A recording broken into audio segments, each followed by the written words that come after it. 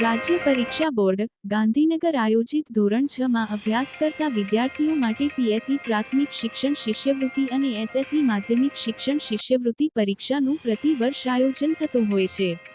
આ વર્ષે પણ રાજ્ય પરીક્ષા બોર્ડ અને જિલ્લા શિક્ષણાધિકારી કચેરી સુરતના સંયુક્ત ઉપક્રમે સમગ્ર સુરત જિલ્લામાં જે તે તાલુકામાં આ પરીક્ષાનું સુચારું આયોજન કરવામાં આવ્યું હતું, જે પૈકી માંગરોળ તાલુકામાં વાંકલ ખાતે શ્રી એન ડી દેસાઈ સાર્વજનિક હાઈસ્કૂલ ખાતે પીએસસી પ્રાથમિક શિક્ષણ શિષ્યવૃત્તિના કુલ 6 બ્લોકમાં 165 વિદ્યાર્થીઓ તેમજ એસએસસી માધ્યમિક શિક્ષણ શિષ્યવૃત્તિ પરીક્ષાના કુલ 12 બ્લોકમાં 365 વિદ્યાર્થીઓ ગુજરાતી માધ્યમના ફાળવવામાં આવ્યા હતા, જે પૈકી પીએસસીમાં કુલ 9 વિદ્યાર્થીઓ તેમજ એસએસસીમાં કુલ 26 વિદ્યાર્થીઓ ગેરહાજર રહ્યા હતા.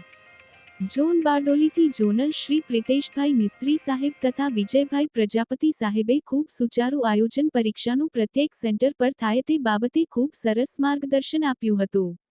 પરીક્ષાનો સમય 1 થી 3 નો હોય.